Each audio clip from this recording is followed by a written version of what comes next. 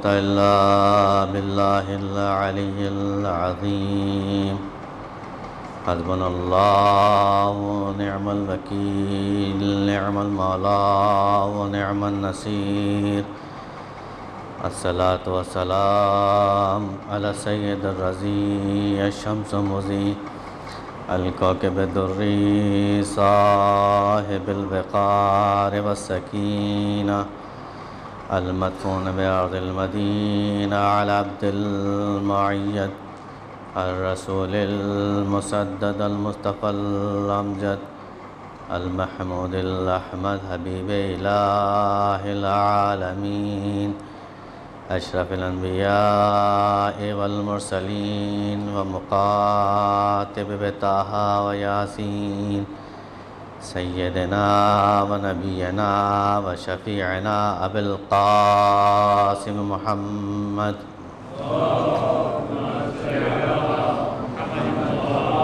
وعلى أهل بيته الطيبين الطاهرين المعصومين المظلومين المكرمين المطهرين المنتجبين المنتخبين والعاقبة للمتقين الجنة للموحدين والنار للكافرين أما بعد فقد قال الله سبحانه وتبارك وتعالى في كتابه الكريم وهو أصدق الصادقين بسم الله الرحمن الرحيم ثم لا تسألن يومئذ عن النعيم صلوات پڑھ دو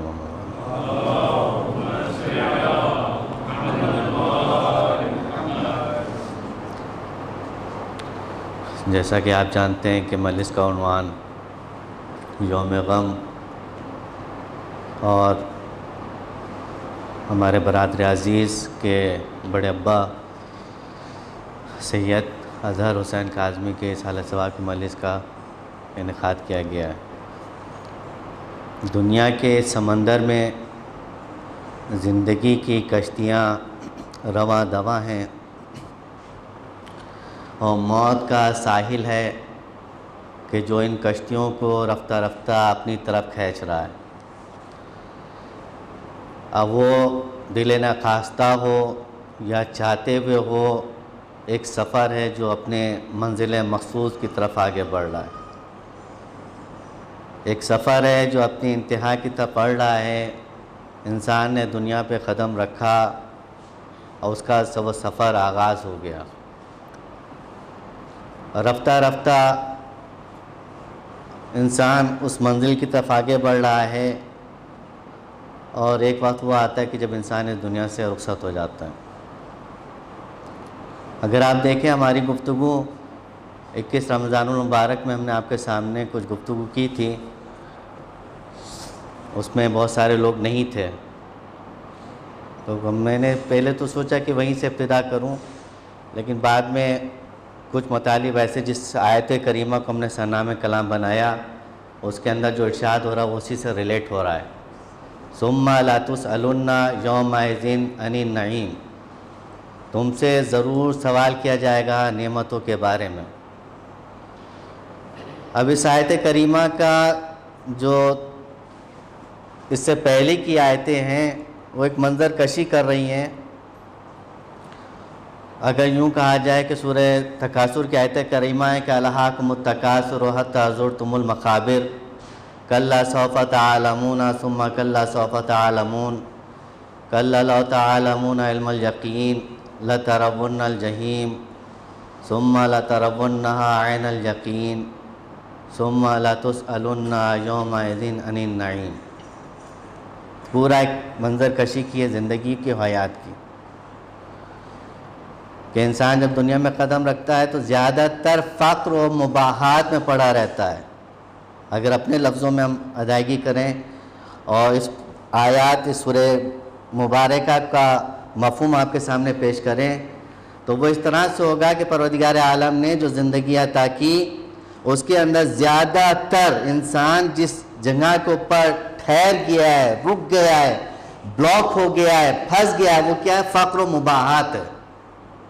الہاکم التکاثر حتی زرتم المقابر، ایک دوسرے کے مباحات کے مقابلے میں کھڑا ہوا ہے، اپنی دولت کو فخر کر رہا ہے، وہ اس سے زیادہ دولت کما رہا ہے، وہ اپنی گاڑی پہ فخر کر رہا ہے تو وہ اپنے جہاز پہ فخر کر رہا ہے، وہ اپنی اولادوں پہ فخر کر رہا ہے تو وہ اپنی ثروت پہ فخر کر رہا ہے۔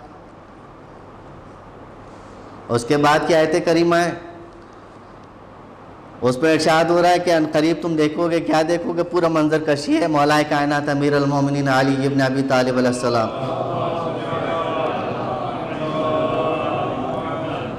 ثم کلا سوف تعلمون، یہ 2 مرتبہ جو تکرار ہوئی ہے اس میں مولا ارشاد فرماتے ہیں کہ پہلا جو تعلمون کی آیت کریمہ ہے وہ دلالت کر رہا ہے قبر کے عذاب کی طرف کہ ان قریب تم دیکھو گے، اور دوسرا جو تعلمون ہے ثم لا تسألون سے پہلے کا جو تعلمون ہے اس میں وہ قیامت کے پس منظر کی طرف اشارہ ہوا کہ اس کو بھی تم دیکھو گے۔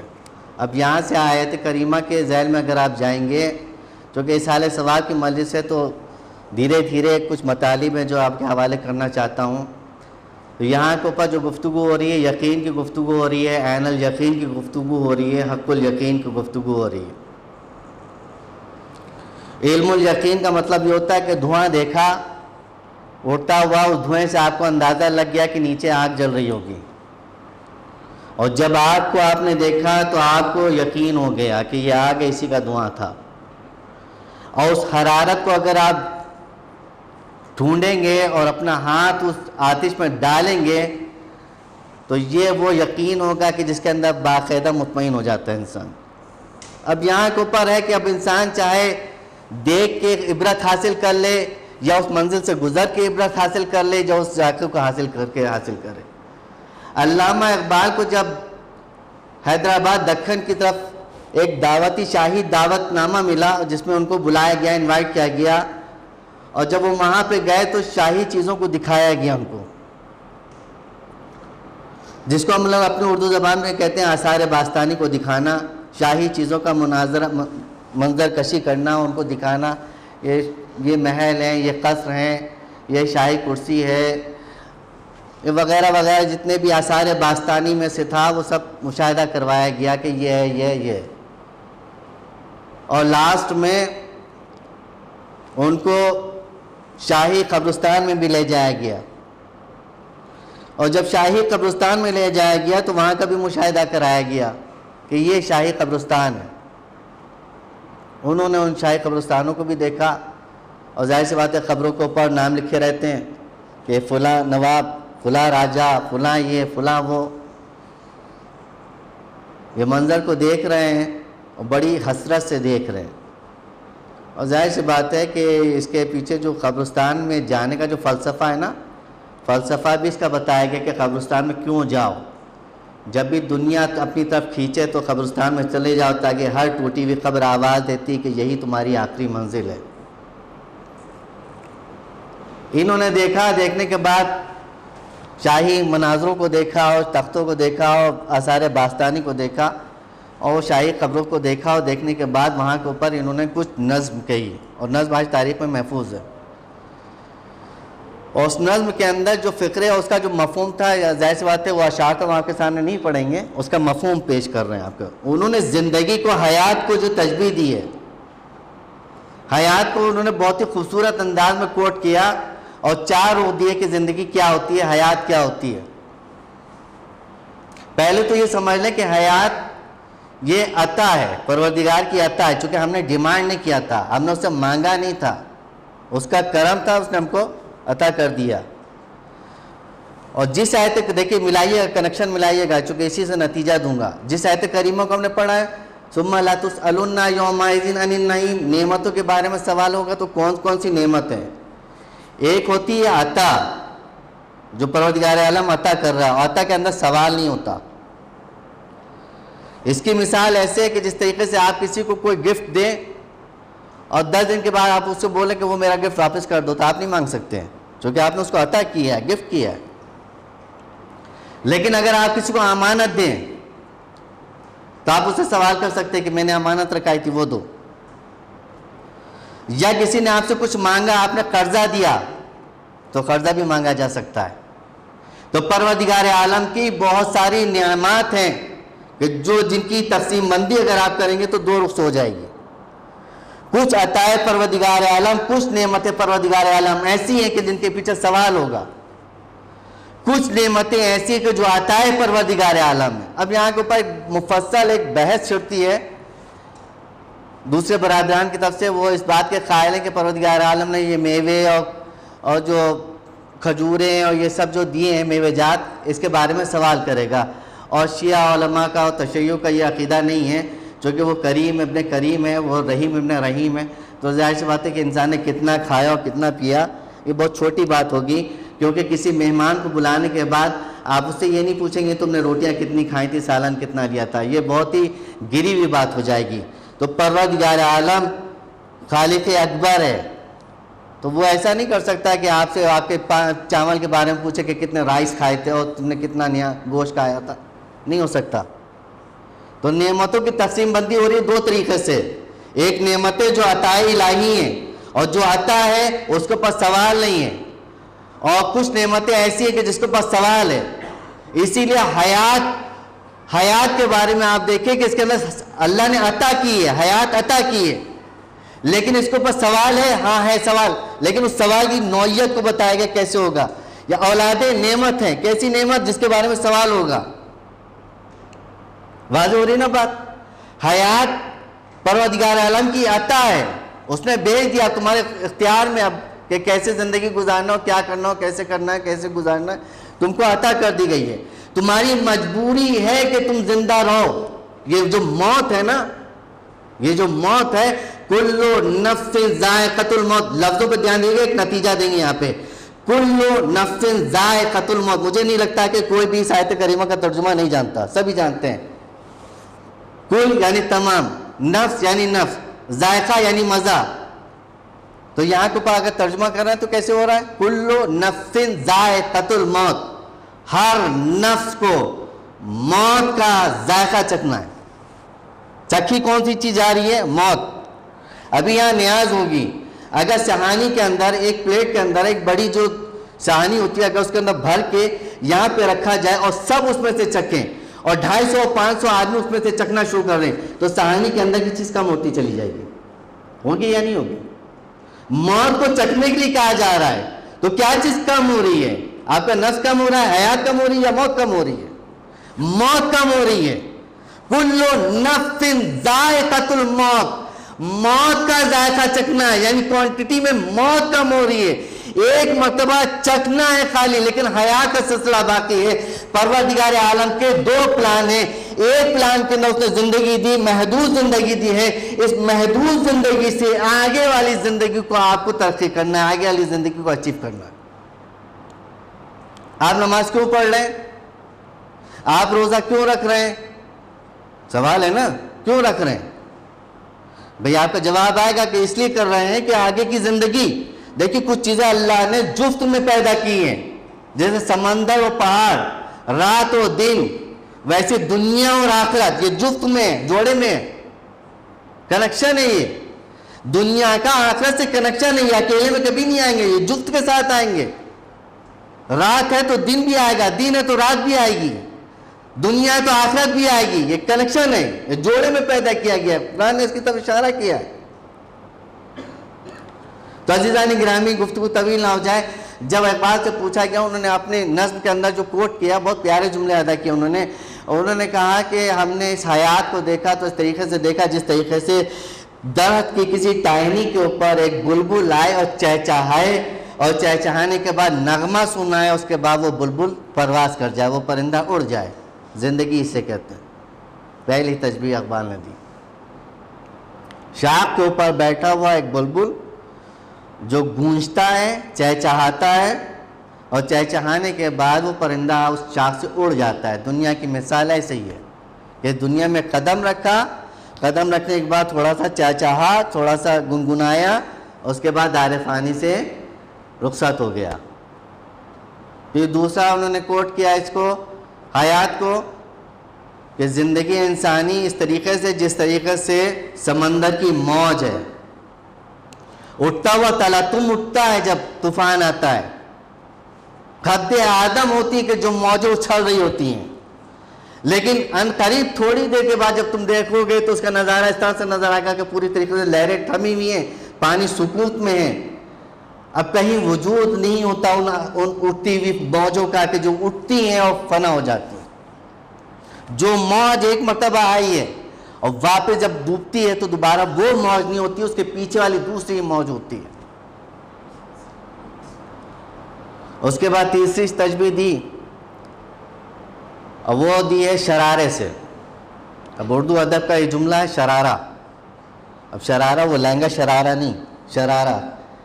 اب شرارہ کسے کہتے ہیں؟ شرارہ یہ ہوتا ہے کہ پہلے تندور میں روٹیاں بنتی تھیں اور چولہے جلائے جاتے تھے، لکڑیوں کے اوپر کھانا بنایا جاتا تھا، تو تندور میں جب لکڑیاں ڈالی جاتی تھی تو ان دھوکہ جب جاتا تھا تو دھوئیں کے ساتھ کچھ چنگاریاں اڑتی ہیں فضا میں، اور فضا میں اڑتی ہیں، وہ چمک دکھاتی ہیں، تھوڑی دیر بعد خاموش ہو جاتی ہیں۔ وہ اٹھتی ہوئی چنگاریوں کو شرارہ کہا جاتا ہے۔ اقبال نے زندگی کو شرارے سے تشبیہ دی کہ انسان کی حیات بس اتنی ہے کہ وہ اٹھتا ہوا شرارہ ایک مرتبہ ہوا میں بلند ہوتا ہے اور اپنی ایک چمک دکھاتا ہے، جگنو کی طریقے سے ایک لائٹ دکھاتا ہے اور خاموش ہو جاتا ہے، اس سے زیادہ کچھ نہیں ہے۔ چوتھی تشبیہ دیتے ہیں اقبال کہ چمن میں، گلستان میں کھلتا ہوا وہ پھول، گلستان میں پھولتے وہ پھول کے جو کلی ہوتے ہیں، کلی کے بعد وہ پھوٹتے ہیں، وہ اپنے شباب پہ جاتے ہیں، پوری طریقے سے کھل جاتے ہیں، ایک حسن مجسم کی کیفیت حاصل کرتے ہیں، دلکش منظر ہوتا ہے کہ جو اپنی طرف وہ کھینچتا وہ پھول، اور ایک خوبصورت اپنے آپ کو دکھا رہا ہوتا اپنی مہک کے ذریعے سے، اپنے حسن کے ذریعے سے، لیکن کچھ لمحوں کے بعد دھیرے دھیرے وہ پھول مرجھاتا جاتا ہے اور نوبت یہ آتی کہ اس کی پنکھڑیاں بھی بکھر جاتی ہیں اور جہاں سے اگا ہوتا ہے اسی کے نیچے وہ زمین بوس ہو جاتا ہے اور خاک میں مل جاتا ہے۔ یہ زندگی ہے۔ اب اس زندگی کو کامیاب کیسے بنانا ہے؟ وہ کامیاب زندگی کو، یعنی ظاہر سی بات ہے جب اس حیات فانی کو دائمی وجود دینا ہوتا ہے تو ایک خطرے کو ضروری ہوتا ہے کہ سمندر کے اندر ملحق ہو جائے، جب سمندر کے ساتھ ملحق ہوتا ہے تو وہ حیات پا جاتا ہے۔ عزیزان گرامی، اگر آل محمد نہ ہوتے تو ہماری حیات فانی ہو جاتی، ختم ہو جاتا، اور ختم ہونا ایزی تھا، لیکن مشکل تو یہی ہے کہ زندہ رہنا ہے، اور ادھر کی زندگی زندہ رہنا، اب چاہے وہ اچھی زندگی کے ساتھ زندہ رہنا ہے یا بدی کے ساتھ زندہ رہنا ہے، جیسی بھی زندگی ہوگی وہاں کی زندگی اہم ہے، معیار ہے، اور آج کا انسان پورا فوکس یہاں کے لیے کیا ہوا ہے۔ بس عزیزوں، آج کی گفتگو کا جو مین پوائنٹ آپ کے حوالے کرنا چاہ رہا ہوں، اور آج ہی ایک معتبر کسی اہل علم کے ساتھ ہماری گفتگو ہوئی، اور اس نے گویا جب ہمارا ڈسکس ہو رہا تھا وہ بھی مجلس پڑھ کے اترے تھے، تو ہم نے پوچھا کہ آپ کا عنوان کیا رہا تھا، تو انہوں نے اپنا عنوان جب ڈسکس کیا تو اس دوران گفتگو میں انہوں نے ایک جملہ مجھ سے کہا تھا، اور تاکیداً تھا کہ یہ کوٹ کر دینا، عزیز نصیحت ہم آپ کے سامنے وہ جملہ کوٹ کر رہے ہیں، اور بہت قیمتی جملہ ہے، اپنے دامن میں محفوظ کیجئے گا، بہت قیمتی جملہ آپ کے دامن میں محفوظ کیجئے گا، اور یقیناً ایک نصیحت ہے جو آپ کے حوالے کرنا چاہ رہا ہوں اس موقع کے اوپر، یوم غم ظاہر سے ہوتا ہے 8 شوال کی مناسبت سے مجلس کا انعقاد کیا گیا ہے۔ وہ اہم ترین پوائنٹ یہ ہے، انہوں نے تو باقاعدہ جس چیز کی طرف اشارہ کیا تو وہ گفتگو چھیڑنے جائیں گے تو کافی ٹائم نکل جائے گا، اور ظاہر سے ہوتا ہے ہمیں 30 منٹ کا ٹائم ملا، اسی کے اندر اپنی گفتگو کو سمیٹنا ہے، کچھ منٹ رہ گئے میرے پاس، تو پوری طرح تو نہیں کھینچ سکتے ہیں، لیکن وہ جو اشارہ ہے ہم مخفف کر رہے ہیں اپنے اس کلام کو، اور آپ کے حوالے کر رہا ہوں جملوں کو۔ اس کے اندر سے پہلا جملہ یہ تھا کہ یہ دنیا ہے، اس کے اندر سب سے زیادہ جو محفوظ، دیکھیں انسان وراثت میں کیا محفوظ کرتا ہے؟ دولت کو، اپنے خاندان کے آثار باستانی کو محفوظ کرتا ہے، اسی میں سے انہوں نے کہا کہ اہم ترین موقع یہ ہے کہ اپنے ایمان کو محفوظ کرو، چونکہ آنے والا وہ دور لگنے والا ہے جس کے اوپر سب سے زیادہ جہاں اٹیک ہوگا وہ انسان کا ایمان ہوگا۔ ہماری ایج تک، ہم لوگ تک کہ ظاہر سی بات ہے اگر گفتگو کی جائے تو ایک حد تک کہ ابھی وہ اس طرح کا ماحول پرآشوب نہیں ہوا ہے، لیکن جو ہمارے ابھرتے ہوئے ننے بچے ہیں ان کے ہاتھوں میں اسلام کی ڈور جا رہی ہے، جب ان کے ہاتھوں میں ڈور جائے گی تو ان کا ایمان اتنا مضبوط ہونا چاہیے کہ مد مقابل کے سامنے ان کے پیر ہلنا نہیں چاہیے۔ عزیزان گرامی، اتنی جڑیں مضبوط ہو جانا چاہیے، اتنی محکم مضبوط ہو جانا چاہیے. سرمایہ کو محفوظ کرو، چونکہ ہر چیز اس ٹائم انٹرنیٹ کے نصب ہو رہی ہے. کتابیں انٹرنیٹ پہ جا رہی ہیں، بکس انٹرنیٹ پہ جا رہے ہیں، جتنے مکالمات ہیں انٹرنیٹ پہ محفوظ ہو رہے ہیں، ای میل کی شکل میں محفوظ ہو رہے ہیں، پورا ڈاٹا کے ڈاٹا میل کے اوپر.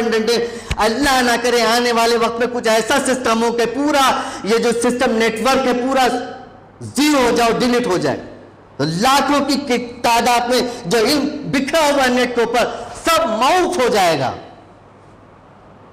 لمحے میں معوف ہو جائے گا، لمحے میں.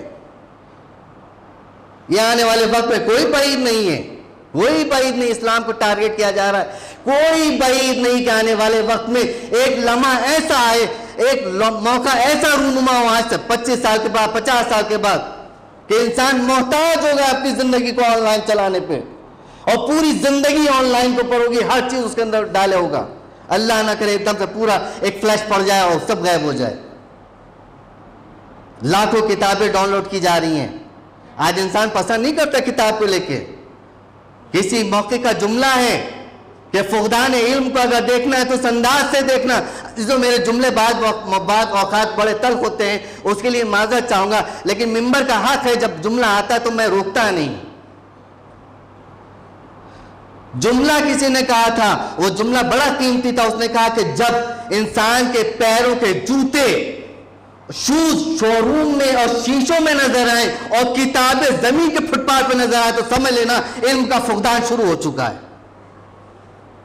آج دیکھ لو جا کے بڑے بڑے شہروں میں کیا نوعیت ہے. ایک سے ایک شوز ہے کہ جو شو روم کی شکل میں شیشوں کے اندر زیب کیے گئے، سجائے ہوئے ہیں، اور کتابیں کہاں نظر آ رہی ہیں آپ کو؟ کتابوں کا مقام کہاں نظر آ رہا ہے؟ لائبریریوں میں محفوظ ہے جن کے اوپر لاکھوں گرد چھپی پڑی ہوئی ہے. فقدان علم میں جب قوموں کا زوال آتا ہے تو علم کا فقدان ہوتا ہے. اس کو محفوظ کرو، جملہ عزیزو محفوظ کرو. آنے والے وقت میں کم سے کم قرآن مجید کو ہو سکتا ہے اس کا معنی مفہوم کو بدل دیا جائے. بعد ترجمہ قرآن مجید اپنی اولادوں کو اپنے وصیت نامے میں لکھ دینا، اور ایسا قرآن محفوظ کرو کہ جو مترجم ہو اور باقاعدہ ترجمے کے ساتھ ہو، جو اپنے اولاد کو دو اور بولو کہ اپنے گھر میں محفوظ رکھنا، تاکہ ایسا نہ ہو کہ آنے والے وقت میں اگر ترمیم کی جائے اور معنوں کو بدلا جائے تو کم سے کم آثار باستانی میں اس کے گھر میں موجود وہ ترجمے والا قرآن موجود ہو، اوریجنل کاپی کی شکل میں کہ وہ دیکھ سکے. پہلا یہ نہیں کہ موبائل میں آ گیا ہے، اس کے اندر قرآن تو ہے، ٹرانسلیشن بھی موجود ہے. یہی فقدان علم ہو رہا ہے. کیا وہ کیفیت آتی ہے آپ کو جو اس کے موبائل سے پڑھتے ہو، جو کتاب سے پڑھا جاتا تھا؟ ایمان اللہ بتائیے، اپنے دل پہ ہاتھ رکھیے، جب قرآن کو کھول کے آپ بیٹھتے ہو یا موبائل کے اندر مطالعہ کرتے ہو، کہاں جذابیت پائی جاتی ہے؟ تو کم سے کم قرآن ہمارا آئین ہے، اس کو کم سے کم جو ہے کتابی شکل میں محفوظ رکھو. ٹھیک ہے دنیا جتنی ترقی کر لے، لیکن قرآن مجید میں نہج البلاغہ ترجمہ معنی اپنے گھر میں محفوظ کرو. صحیفہ سجادیہ اپنے گھر میں محفوظ کرو، بامعنی محفوظ کرو. اپنی اولادوں کو نصیحت کر دو کہ یہ 4 کتابیں ہیں کہ جو نسلاً بعد نسلیں آگے بڑھیں گی، ان کو کبھی کھونا مت، اور ان کی برکات بھی ہوتی ہیں. اور جب بچوں کو اہمیت دکھائیں گے تو اسی وقار سے بچہ اپنے ذہن میں اس اہمیت کو لے کے بڑا ہوگا. اگر ہم بچوں کو قرآن پر ٹھیک ہے دکھانا چاہیے موبائل کے اندر قرآن، لیکن کہیں نہ کہیں سائڈ میں اس چیز کو بھی کنیکٹ رکھو کہ ہمارا اثاثہ ہمارے ہاتھ سے غائب نہ ہو جائے. آپ نے دیکھا کہ ابھی اٹیک ہوا تھا حال میں خود لکھنؤ کی سرزمین سے، تو اس نے بولا کہ قرآن مجید کی کتنی ساری آیات ہیں کہ جو اس زمانے کے لیے نہیں ہے. چلو آج باہوش لوگ تھے جنہوں نے اس موقع کو سنبھال لیا. ہم جن کی آغوش میں پھلے تھے ان کی پرورش کا نتیجہ ہم ہیں. ہمارا معیار علم کتنا بلند ہے کہ ہم اپنی اولادوں کو کس حد تک یہ سنبھال سکتے ہیں. ہمارا معیار کتنا بلند ہے. ہمارے والدین نے تو اپنے جس کو کہا جائے کم علمی کے ساتھ بھی عقیدت کے معاملے میں جڑوں کو مضبوط کر دیا. بھلے ان کے پاس اتنا علم نہیں تھا لیکن اس کے باوجود بھی بنیادوں کو اتنا مضبوط کیا تھا کہ آج ہم سب کے حالت میں ماتم تو کرتے ہیں. وہ جذبہ باقی کیوں ہے؟ کیوں امام نے کہا تھا کہ اپنے دل میں اگر ایمان کی رمق محسوس کرنا تو اپنے والدین کے حق میں دعا کرنا، چونکہ ان کی وجہ ہے کہ آج تم اس صف پہ بیٹھے ہو، ان کی وجہ سے صف پہ بیٹھو۔ اگر ہم نے بنیادوں کو مضبوط نہ کیا تو یہ وہاں کھڑے ہوں گے، ادھر بیٹھنے والا کوئی نظر نہیں آئے گا۔ عزیزان گرامی، اثاثے کو محفوظ کرو، اثاثے کو محفوظ کرو۔ بس عزیزان گرامی، ان احرام جنت البقیع افسوس کی بات نہیں ہے، غم کی بات نہیں ہے کہ جس کا کلمہ پڑھ رہے ہیں اس کی اکلوتی بیٹی، اس کی قبر کے پاس سایہ نہیں ہے۔ کس طرح سے ہمارا امام غم کے آنسو روتا ہوگا، خون کے آنسو روتا ہوگا، کس طرح سے۔ اور معصومین کی خبریں بھی بے سایہ ہیں۔ واقع بی بی زہرا یہ مقدمہ کربلا ہے۔ اے بی بی، یقیناً آپ کے دروازے کو جلایا گیا، بی بی جلتا ہوا دروازہ آپ کے پہلو پہ گرایا گیا، بی بی، لیکن بی بی آپ کا خالی دروازہ جلایا گیا تھا۔ زینب کے کربلا میں تمام خیام میں آگ لگائی گئی، ایک خیمہ جلتا تھا، بیویاں دوسرے خیمے میں جاتی تھی، جب دوسرے خیمے میں آگ لگتی تھی تو سیدانیاں تیسرے خیمے میں جاتی تھی۔ جزاکم ربکم، خداوند عالم آپ کی نوازوں پہ اپنی رحمت نازل کرے، سوائے غم آل محمد کوئی غم نہ نصیب ہو۔ عزیزان گرامی، پروردگار عالم مرحوم کے درجات کو بلند کرے۔ ہمارے پاس یہی ہدیہ ہوتا ہے، یہی نذرانہ ہوتا ہے مرحوم کے بھیجنے کے لیے۔ عزیزان گرامی، میں بی بی سے کہوں گا، بی بی یقیناً آپ کی پسلیاں شکافتہ ہوئی، یقیناً آپ کی پسلیاں ٹوٹی، لیکن کربلا میں آ جاؤ، زینب کی پشت پہ، سکینہ کی پشت پہ اتنے تازیانے لگائے گئے، اتنے تازیانے لگائے گئے کہ غسالہ پوچھتی ہے کیا اس بی بی کو کوئی بیماری تھی؟ کوٹا پورے جسم سے چپک چکا تھا۔ جزاکم ربکم، کوفہ و شام کا بازار تھا، سکینہ کے منہ پر تماچے تھے، کوفہ و شام کا بازار تھا، منادی کی آواز تھی، حاضر زینب ہو، حاضر ام کلثوم، یہ زینب ہے، یہ ام کلثوم ہے۔ جزاکم ربکم۔ یہ لٹا ہوا قافلہ، آخری آواز گفتگو ختم کیا، یہ لٹا ہوا قافلہ جب دربار شام کے قریب پہنچا ہے تو تاریخ نے لکھا کہ زینب کی ہمت نہیں ہو رہی تھی کہ بھرے ہوئے دربار میں داخل ہوں، زینب کی ہمت نہیں تھی کہ بھرے ہوئے دربار میں داخل ہوئیں۔ 700 کرسی نشیں تھے، لوگ جھوم رہے تھے، تماشائیوں کا مجمع تھا۔ زینب خاک پہ بیٹھ جاتی ہیں۔ ایک مرتبہ چوتھے امام کی زنجیروں کی آوازیں آئیں تو بی بی نے اپنے بیمار امام کو دیکھا، سید سجاد نے ہاتھوں کو جوڑا، آواز میں پھوپھی اماں میرے بابا کا سر دیکھ لو۔ زینب نے سر حسین کو دیکھا تو کیا دیکھا؟ حسین کے سر آنکھوں سے آنسو جاری ہیں۔ آواز دی، زینب اسی طریقے سے بھرے دربار میں چلی جاؤ زینب، ورنہ میرے نانا کی امت نہ بخشی جائے گی۔ جزاکم ربکم، جزاکم ربکم۔ زینب بھرے ہوئے دربار میں داخل ہوئی۔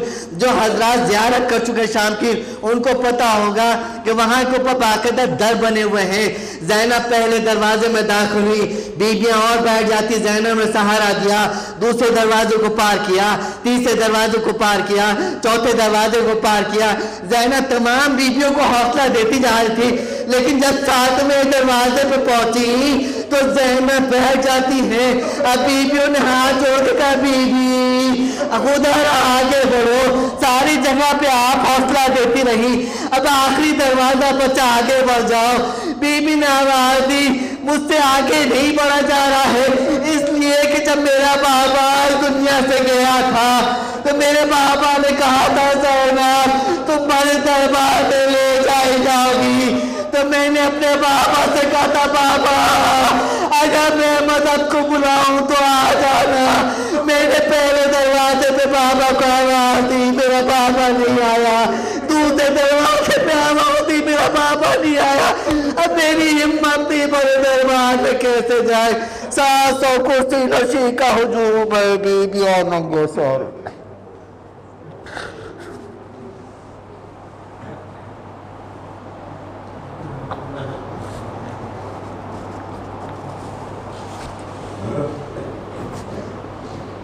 اللهم انی اسألک راحة الموت والنجاة من النار ودخولا في الجنة وعافیة من كل بلاء الدنيا وعذاب الآخرة برحمتك يا أرحم الراحمين.